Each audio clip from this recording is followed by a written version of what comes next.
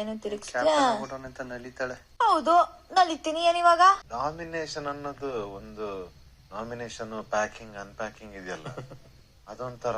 ಸ್ನೇಹಿತರೆ, ಇವರೆಲ್ಲ ಒಂದು ನಾಮಿನೇಷನ್ಸ್ ಬಗ್ಗೆ ಮಾತಾಡ್ತಿದ್ದಾರೆ ಅಂತ ಹೇಳಿದ್ರೆ ಅಲ್ಲಿ ನಾವು ಸೂಕ್ಷ್ಮ ಗಮನಿಸಬಹುದು. ಧ್ರುವಂತ್ ಅವರು ನಾನು ಪ್ರತಿ ವೀಕು ನಾಮಿನೇಟ್ ಆಗ್ತಿದ್ದೀನಿ, ನಂತರ ಪ್ಯಾಕಿಂಗ್ ಯಾರೋ ಮಾಡ್ತಿಲ್ಲ ಅನ್ನೋ ಒಂದು ಮಾತು ಹೇಳ್ತಿದ್ದಾರೆ. ಅದೇ ರೀತಿ ಇನ್ನೊಂದು ಕ್ಲಿಪ್ ಅಲ್ಲಿ ಗಿಲ್ಲಿ ಅವರು ನೀನೇನ್ ಬಿಡಮ್ಮ ಕ್ಯಾಪ್ಟನ್ ಆಗಿದೆ ಅಂತ ನಳಿತೀಯ ಅಂತ ಹೇಳ್ತಾರೆ. ಸೊ ಅವಾಗ ಕಾವ್ಯ ಅವರು ಹೌದು ನಾನು ನಳಿತೀನಿ ಏನಿವಾಗ ಅಂತಾರೆ. ಅಂದ್ರೆ ಇದ್ರ ಅರ್ಥ ನಾಮಿನೇಷನ್ ಪ್ರೊಸೆಸ್ ಕಂಪ್ಲೀಟ್ ಆಗಿ ಮುಕ್ತಾಯವಾಗಿದೆ ಅಂತ ಅರ್ಥ. ಈಗ ನಾನ್ ನಿಮ್ ಮುಂದೆ ಏನಕ್ಕೆ ಬಂದಿದ್ದೀನಿ ಅಂದ್ರೆ ಎಷ್ಟು ಜನ ನಾಮಿನೇಟ್ ಆಗಿದ್ದಾರೆ, ಯಾರು ನಾಮಿನೇಟ್ ಮಾಡಿದ್ರು, ಎಷ್ಟು ಜನ ಸೇವ್ ಆಗಿದ್ದಾರೆ, ಈ ನಾಮಿನೇಷನ್ ಪ್ರೋಸೆಸ್ ಏನು ಸಂಪೂರ್ಣವಾದ ಮಾಹಿತಿ ನಿಮ್ಗೆ ಕೊಡಕ್ ಬಂದಿದ್ದೀನಿ. ಈ ಗ್ಯಾಪ್ ಅಲ್ಲಿ ಅದಕ್ಕೂ ಮುಂಚೆ ವಿಚಾರ ಒಳಗಡೆ ಹೋಗೋಕ್ಕೂ ಮುಂಚೆ ದಯವಿಟ್ಟು ಯಾರೆಲ್ಲ ವಿಡಿಯೋ ನೋಡ್ತಿದ್ರು ಮೊದಲು ಲೈಕ್ ಮಾಡಿ ಸಬ್ಸ್ಕ್ರೈಬ್ ಮಾಡ್ಕೊಳ್ಳಿ. ಅಟ್ಲೀಸ್ಟ್ 200 ಲೈಕ್ಸ್ ನ ಈ ವಿಡಿಯೋ ನಾನು ಎಕ್ಸ್ಪೆಕ್ಟ್ ಮಾಡ್ತಾ ಇದ್ದೀನಿ. ಎಲ್ಲರೂ ನೋಡೇ ಇರ್ತೀರಾ, ಈವ್ನಿಂಗ್ ಒಂದು ಪ್ರೋಮೋ ಬಿಟ್ಟಿದ್ದಾರೆ, ಅದು ನಾಮಿನೇಷನ್ಗೆ ಸಂಬಂಧಪಟ್ಟಿರುವ ಹಾಗೆ. ಸೊ ಆ ಒಂದು ಪ್ರೋಸೆಸ್ ಯಾವ ತರ ಇರುತ್ತೆ ಅಂತ ಹೇಳಿದ್ರೆ ಒಬ್ಬರಾದ್ಮೇಲೆ ಒಬ್ರು ಪ್ರತಿಯೊಬ್ರು ಆಕ್ಟಿವಿಟಿ ರೂಮ್ಗೆ ಹೋಗ್ತಾರೆ. ಆ ರೂಮ್ಗೆ ಹೋದಾಗ ಬಿಗ್ ಬಾಸ್ ಅವ್ರು ಕ್ವಶನ್ ಕೇಳ್ತಾರೆ, ಯಾರೆಲ್ಲ ಅವ್ರನ್ನ ನಾಮಿನೇಟ್ ಮಾಡ್ತಿದ್ದೀರಾ ಅಂತ ಹೇಳ್ಬಿಟ್ಟು. ಸೊ ಇವ್ರ ಕೈಯಲ್ಲಿ ಒಂದು ರೆಡ್ ಬೋರ್ಡು ಮತ್ತೆ ಗ್ರೀನ್ ಬೋರ್ಡ್ ಇರುತ್ತೆ. ಒಂದೇ ಬೋರ್ಡಲ್ಲಿ ಆ ಕಡೆ ಈ ಕಡೆ 2 ಮುಖ ಇರುತ್ತೆ. ಒಳಗಡೆ ಹೋಗಿರೋನ್ನ ನಾಮಿನೇಟ್ ಮಾಡಬೇಕು ಅಂದಾಗ ರೆಡ್ ಬೋರ್ಡ್ ತೋರಿಸ್ತಾರೆ. ಸೊ ನಾಮಿನೇಟ್ ಮಾಡಬಾರ್ದು ಸೇವ್ ಮಾಡಬೇಕು ಅಂದಾಗ ಗ್ರೀನ್ ಬೋರ್ಡ್ ತೋರಿಸ್ತಾರೆ. ಸೊ ಇಲ್ಲಿ ಟ್ವಿಸ್ಟ್ ಏನು ಅಂತ ಹೇಳಿದ್ರೆ ಒಳಗಡೆ ಕೂತಿರೋರು ಇಲ್ಲಿ ಆಚೆ ಹಾಲಲ್ಲಿ ಕೂತಿರ್ತಾರಲ್ವ ಅವ್ರು ಕಾಣಿಸ್ತಾ ಇರ್ತಾರೆ, ಬಟ್ ಒಳಗಡೆ ಕೂತಿರೋರಿಗೆ ಹಾಲಲ್ಲಿ ಕೂತಿರೋರು ಕಾಣಿಸೋದಿಲ್ಲ. ನಾಮಿನೇಟ್ ಆಗಿರುವಂತಹ ಸ್ಪರ್ಧೆಗೆ ಬಿಗ್ ಬಾಸ್ ಅವರು ಬಂಪರ್ ಆಫರ್ ಏನ್ ಕೊಡ್ತಾರೆ ಗೊತ್ತಾ? ಸೊ ನೀವು ಆಚೆ ಬಂದ್ಮೇಲೆ ನಿಮ್ಮನ್ನ ಯಾರು ನಾಮಿನೇಟ್ ಮಾಡಿದ್ದಾರೆ ಅಂತ ಹೇಳ್ಬಿಟ್ಟು ಅಕ್ಯುರೇಟ್ ಆಗಿ ಕಂಡಿಡಿದ್ರೆ ನೀವು ಸೇಫು ಅಂತ. ಸೊ ಈ ಒಂದು ಗೇಮ್ ಅಲ್ಲಿ ಎಷ್ಟು ಜನ ಪಾಸ್ ಆಗಿದ್ದಾರೆ, ಎಷ್ಟು ಜನ ಫೇಲ್ ಆಗಿದ್ದಾರೆ, ಪ್ರತಿಯೊಂದು ತಿಳಿಸ್ಕೊಡ್ತೀನಿ. ಈಗ ನಾಮಿನೇಟ್ ಮಾಡುವಂತಹ ಒಂದು ಪ್ರೋಸೆಸ್ ಏನೋ ಅಂತ ತಿಳ್ಕೊಂಡಲ್ವಾ? ಈಗ ಬನ್ನಿ ಯಾರನ್ನ ನಾಮಿನೇಟ್ ಮಾಡಿದ್ರು ಪ್ರತಿಯೊಂದು ತಿಳ್ಕೊಳ್ಳೋಣ. ಮೊದಲು ಮಹಾಕಾಳ್ ಧ್ರುವಂತ್ ಅವ್ರು ಒಳಗಡೆ ಹೋಗ್ತಾರೆ. ಧ್ರುವಂತ್ ಅವ್ರನ್ನ ರಾಶಿಕ್ ಅವರು, ಸೂರಜ್ ಅವರು, ಕಾವ್ಯ ಅವರು, ರಕ್ಷಿತ್ ಅವರು ಈ 4 ಜನ ನಾಮಿನೇಟ್ ಮಾಡ್ತಾರೆ. ಅಂದ್ರೆ ರೆಡ್ ಬೋರ್ಡ್ ತೋರಿಸ್ತಾರೆ ಅಂತ ಅರ್ಥ. ಇವ್ನ ನಾಮಿನೇಟ್ ಮಾಡಿರೋರಲ್ಲಿ ರಕ್ಷಿತ್ ಅವರು ಮತ್ತೆ ರಾಶಿಕ್ ಅವರು ಎಕ್ಸ್ಪೆಕ್ಟೆಡ್, ಸೂರಜ್ ಅವರು ಮತ್ತೆ ಕಾವ್ಯ ಅವರು ಹೊಸ ಅಪಾಯಿಂಟೆಡ್. ಯಾಕಂತ ಹೇಳಿದ್ರೆ ರಕ್ಷಿತ್ ಅವ್ರಿಗೆ ಆಗಿರ್ಬೋದು, ರಾಶಿಕ್ ಅವ್ರು ಆಗಿರ್ಬೋದು, ಇದಕ್ಕೂ ಮುಂಚೆ ತುಂಬಾನೇ ಗಲಾಟೆಗಳಿದೆ ಅವ್ರಿಬ್ರು ಮತ್ತೆ. ಆದ್ರೆ ಧ್ರುವಂತ್ ಅವರು, ಸೂರಜ್ ಅವರು ಮತ್ತೆ ಕಾವ್ಯ ಅವ್ರ ಮೇಲೆ ಯಾವಾಗ ಗಲಾಟೆ ಮಾಡ್ಕೊಂಡ್ರು, ಯಾವಾಗ ಬೇರೆ ರೀತಿ ಮಾತಾಡಿದ್ರು ಗೊತ್ತಿಲ್ಲ, ಅವರಿಬ್ರು ಕೂಡ ನಾಮಿನೇಟ್ ಮಾಡಿದ್ದಾರೆ. ಈಗ ನೆಕ್ಸ್ಟ್ ಸ್ಪಂದನಾ ಅವ್ರನ್ನ ಅಶ್ವಿನಿ ಅವರು, ರಕ್ಷಿತ್ ಅವರು, ರಾಶಿಕ್ ಅವರು, ಗಿಲ್ಲಿ ಅವರು, ರಘು ಅವರು, ಧ್ರುವಂತ್ ಅವರು ಆಲ್ಮೋಸ್ಟ್ ಅರ್ಧ ಜನ ಮನೇಲಿರುವಂತಹ ಅರ್ಧ ಜನ ನಾಮಿನೇಟ್ ಮಾಡ್ಬಿಟ್ಟಿದ್ದಾರೆ. ಮೇನ್ ರೀಸನ್ ಒಂದೇ, ಯಾವುದೇ ಗೇಮ್ ಕೊಟ್ಟರು ಟಾಸ್ಕ್ ಕೊಟ್ಟರು ನೆಟ್ಗೆ ಆಡಲ್ಲ, ಮೇಕಪ್ ಹಾಕೊಂಡು ಮನೆಯೆಲ್ಲ ಓಡಾಡ್ತಾ ಇರ್ತಾರೆ. ಅದೇ ರೀತಿ ಧನುಷ್ ಅವ್ರ ಜೊತೆ, ಗಿಲ್ಲಿ ಅವ್ರ ಜೊತೆ, ಕಾವ್ಯ ಅವ್ರ ಜೊತೆ ಬಿಟ್ಟರೆ ಬೇರೆ ಯಾರ ಜೊತೆ ಬೆರೆಯಲ್ಲ, ಅವ್ರ ಜೊತೆನೆ ಮಾತುಕತೆ ಮಾಡ್ತಾರೆ. ಸೊ ಇದರಿಂದ ಅವ್ರು ಮನೇಲಿರೋದು ವೇಸ್ಟು, ಮನೆಯಿಂದ ಆಚೆಗೆ ಹೋಗ್ಬೇಕು ಅಂತ ನಾಮಿನೇಷನ್ ಮಾಡಿರ್ತಾರೆ. ಈಗ ಮಾಡೋ ಅವ್ರನ್ನ ಅಶ್ವಿನಿ ಅವರು, ಸ್ಪಂದನಾ ಅವರು, ಕಾವ್ಯ ಅವರು, ಗಿಲ್ಲಿ ಅವರು, ಧ್ರುವಂತ್ ಅವರು ಇಷ್ಟು ಜನ ನಾಮಿನೇಟ್ ಮಾಡ್ತಾರೆ.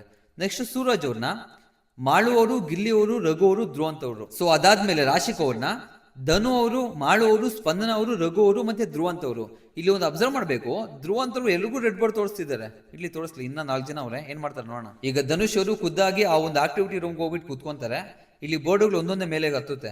ಯಾರ್ಯಾರು ಅಂತ ಹೇಳಿದ್ರೆ ರಕ್ಷಿತ್ ಅವರು, ಸ್ಪಂದನಾ ಅವರು, ಸೂರಜ್ ಅವರು, ರಾಶಿಕ್ ಅವರು, ಗಿಲ್ಲಿ ಅವರು, ಧ್ರುವಂತ್ ಅವರು. ಇಲ್ಲಿ ಒಂದು ಸರ್ಪ್ರೈಸಿಂಗ್ ಫ್ಯಾಕ್ಟರ್ ಏನು ಅಂತ ಹೇಳಿದ್ರೆ ಧನುಷ್ ಅವ್ರನ್ನ ಸ್ಪಂದನ ಅವ್ರು ಕೂಡ ನಾಮಿನೇಟ್ ಮಾಡ್ಬಿಟ್ಟಿದ್ದಾರೆ ಈ ಸಲ. ನೆಕ್ಸ್ಟ್ ನಮ್ಮ ರಘು ಅಣ್ಣವರು ಆ ಒಂದು ಆಕ್ಟಿವಿಟಿ ರೂಮ್ಗೆ ಹೋಗ್ತಾರೆ. ಹೋಗ್ಬಿಟ್ಟು ಆ ಸೀಟ್ ಮೇಲೆ ಕುತ್ಕೊಂತಾರೆ.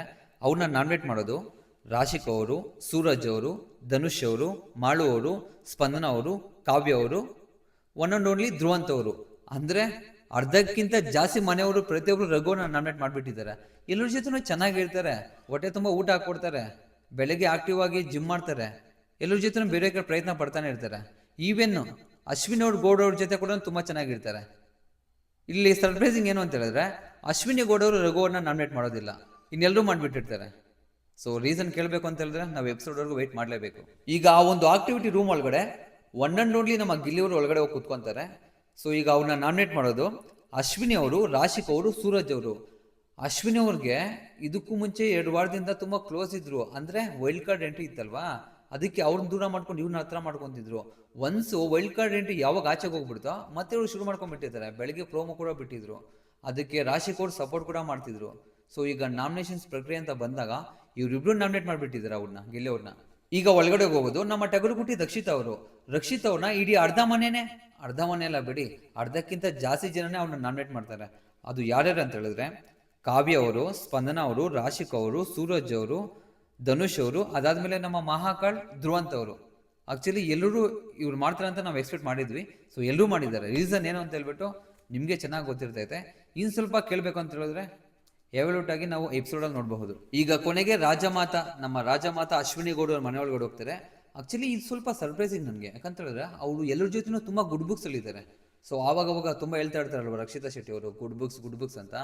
ಆ ಗುಡ್ ಬುಕ್ಸ್ ಒಳಗಡೆ ಮೊದಲನೇ ನೇಮ್ ಅಶ್ವಿನಿ ಗೌಡ ಅವರು ಇದೆ. ಯಾಕಂತ ಹೇಳಿದ್ರೆ ಅತಿ ಕಡಿಮೆ ಜನ ಅವ್ರನ್ನ ನಾಮಿನೇಟ್ ಮಾಡೋದು. ಅದು ಯಾರು ಅಂತ ಹೇಳಿದ್ರೆ ಗಿಲ್ಲಿ ಅವರು, ಕಾವ್ಯ ಅವರು, ಸ್ಪಂದನ ಅವರು ಮತ್ತೆ ರಘು ಅವರು, ಇಷ್ಟು ಜನ ಅಷ್ಟೇ.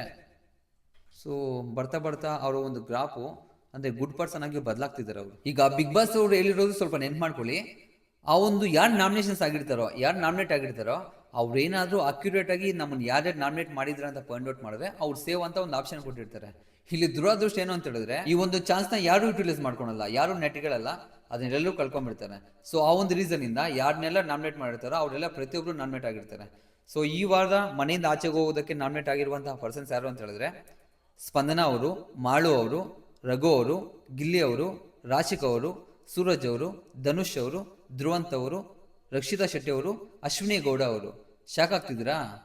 ನಾನೇನು ಮನೇಲಿರುವಂತಹ ಎಲ್ಲರೂ ಹೇಳ್ತಿದ್ದೀನಂತ? ಅದೆಲ್ಲ ಮ್ಯಾಟ್ರು. ಮನೇಲಿರುವಂತಹ ಪ್ರತಿಯೊಬ್ಬರು ನಾಮಿನೇಟ್ ಆಗಿದ್ದಾರೆ. ಕ್ಯಾಪ್ಟನ್ ಆದ ಕಾವ್ಯವರು ಹೊರತುಪಡಿಸಿ ಪ್ರತಿಯೊಬ್ಬರು ನಾಮಿನೇಟ್ ಆಗಿದ್ದಾರೆ. ಇವಾಗ ಎಲ್ಲಿಗೂ ಇರುವಂತಹ ಒಂದೇ ಒಂದು ಡೌಟ್ ಏನು ಅಂತ ಹೇಳಿದ್ರೆ ನಾಮಿನೇಷನ್ಸ್ ಪ್ರಕ್ರಿಯೆನೂ ಮುಕ್ತಾಯ ಆಯಿತು, ವೋಟ್ ಪೋಲಿಂಗ್ ಓಪನ್ ಆಗುತ್ತಾ ಅಂತ. ಯಾಕಂತ ಹೇಳಿದ್ರೆ ಲಾಸ್ಟ್ 2 ವೀಕ್ಸ್ ಇಂದ ವೋಟ್ ಪೋಲಿಂಗ್ ಓಪನ್ ಆಗಿರ್ಲಿಲ್ಲ. ಆ ಒಂದು ರೀಸನ್ ಇಂದ ಪ್ರತಿಯೊಬ್ಬರಿಗೂ ಆ ಒಂದು ಡೌಟ್ ಬಂದೇ ಬರುತ್ತೆ. ಮತ್ತೆ ಅದೇ ರೀತಿ ಇನ್ನೊಂದು ಡೌಟ್ ಏನು ಅಂತ ಹೇಳಿದ್ರೆ ಈ ವಾರದಲ್ಲಿ ಏನಾದ್ರು ಫ್ಯಾಮಿಲಿ ವೀಕ್ ಇರುತ್ತಾ, ಅದೇ ರೀತಿ ವೀಕೆಂಡ್ ಅಲ್ಲಿ ನೋ ಎಲಿಮಿನೇಷನ್ ಇಕ್ತಾರಾ ಅಂತ ಹೇಳ್ಬಿಟ್ಟು. ಫ್ಯಾಮಿಲಿ ವೀಕ್ ಬಗ್ಗೆ ಅಷ್ಟೊಂದು ಇನ್ಫಾರ್ಮೇಶನ್ ಸಿಕ್ಕಿಲ್ಲ, ಆ ಒಂದು ಮಾಹಿತಿ ಸಿಕ್ಕಿಲ್ಲ.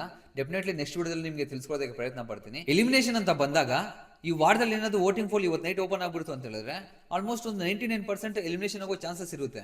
ಮತ್ತೆ ಬಿಗ್ ಬಾಸ್ ಅವ್ರು ಏನಾದ್ರು ಅಪಿತಪ್ಪಿ ಇದು ಫ್ಯಾಮಿಲಿ ರೌಂಡ್ ಅಂತ ಹೇಳ್ಬಿಟ್ರೆ ವೀಕೆಂಡ್ ಅಲ್ಲಿ ಮತ್ತೆ ನೋ ಎಲಿಮಿನೇಷನ್ಸ್ ಇರೋ ಸಾಧ್ಯತೆಗಳು ಜಾಸ್ತಿ ಇದೆ. ಯಾಕಂತ ಹೇಳಿದ್ರೆ ಈ ಸೀಸನ್ ಬಿಗ್ ಬಾಸ್ ಇನ್ನ ಆಲ್ಮೋಸ್ಟ್ ಇನ್ನ 4 ವಾರ ಇದೆ. ಇವಾಗ ಮನೆಯಲ್ಲಿ 11 ಜನ ಇದ್ದಾರೆ. ಫೈನಲ್ ವೀಕ್ಗೆ 5 ರಿಂದ 6 ಜನ ನಿಂತ್ಕೊಂತಾರೆ. 6 ಜನ ಅನ್ಕೊಳ್ಳೋಣ, ಇವಾಗ ಎಕ್ಸ್ಟ್ರಾ ಎಷ್ಟು ಜನ ಇರ್ತಾರೆ? 5 ಜನ ಇರ್ತಾರೆ. ಸೊ ಅವ್ರನ್ನ ಸೆಂಟ್ರಲ್ ನಾರ್ಮಲ್ ಆಗಿ 3 ವೀಕ್ ಬರುತ್ತೆ ನಮಗೆ. 3 ವೀಕ್ ಅಲ್ಲಿ 3 ಜನ ಹೆಂಗೂ ಆಚೆಗೆ ಹೋಗ್ತಾರೆ. ಸೊ ಸೆಂಟ್ರಲ್ ಇನ್ನು 2 ಎಕ್ಸ್ಟ್ರಾ ಇರ್ತಾರೆ. ಅವ್ರನ್ನ ಮಿಡ್ ವೀಕ್ ಎಲಿಮಿನೇಷನ್ ಇಲ್ಲಾಂದ್ರೆ ಬೇರೆ ಒಂದು ಪ್ರೋಸೆಸ್ ಆಚೆ ಕಳಿಸೋ ಸಾಧ್ಯತೆಗಳು ಇದೆ. ಸೊ ನಾವೇನಾದ್ರೂ ಫ್ಯಾಮಿಲಿ ವೀಕ್ ಅಂತ ಬಂದಾಗ ಡೆಫಿನೆಟ್ಲಿ ಏನಾದ್ರು ಅದನ್ನ ಈ ವಾರದಲ್ಲಿ ಕೂಡ ನೋ ನಾಮಿನೇಷನ್ ಸಿಗ್ಬಿಡ್ಬಹುದು.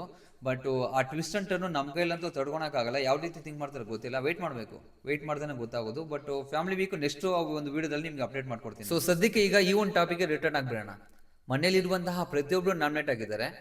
ಸೊ ಮನೇಲಿ ಉಳ್ಕೊಳ್ಳೋದಕ್ಕೆ ಯಾರು ಡಿಸರ್ವ್ ಇದ್ದಾರೆ, ಯಾರು ಆಚೆಗೆ ಬರಬೇಕು. ಸೊ ನಿಮ್ಮ ಅಭಿಪ್ರಾಯದ ಮೂಲಕ 2 ಹೆಸರನ್ನ ದಯವಿಟ್ಟು ಕಮೆಂಟ್ ಮೂಲಕ ತಿಳಿಸ್ಕೊಡಿ. ಸ್ನೇಹಿತರೆ, ಇದೇ ರೀತಿ ಲೈವ್ಗೆ ಸಂಬಂಧಪಟ್ಟಿರುವಂತಹ ಸಂಪೂರ್ಣ ಮಾಹಿತಿ ನಿಮ್ಮ ಮುಂದೆ ತರ್ತಾನೆ ಇರ್ತೀನಿ. ಸೊ ಯಾರೆಲ್ಲ ವಿಡಿಯೋ ನೋಡ್ತಿದ್ರು ನೋಡೋಕ್ಕೂ ಮುಂಚೆ ಒಂದು ಲೈಕ್, ಒಂದು ಸಬ್ಸ್ಕ್ರೈಬ್ ಮಾಡ್ಕೊಂಡು 4 ಜನ ಶೇರ್ ಮಾಡಿದ್ರೆ ತುಂಬಾ ಅನುಕೂಲ ಆಗುತ್ತೆ ನನಗೆ. ಈ ಒಂದು ವಿಡಿಯೋಗೆ ಅಟ್ಲೀಸ್ಟ್ ಒಂದು 200 ಲೈಕ್ಸ್ ಎಕ್ಸ್ಪೆಕ್ಟ್ ಮಾಡ್ತಾ ಇರ್ತೀನಿ. ಸೊ ಇದು ಇವತ್ತಿನ ವಿಚಾರ. ಸಿಗೋಣ ನೆಕ್ಸ್ಟ್ ವಿಡಿಯೋದಲ್ಲಿ. ಅಲ್ಲಿವರೆಗೂ ಟೇಕ್ ಕೇರ್, ಬೈ ಬಾಯ್.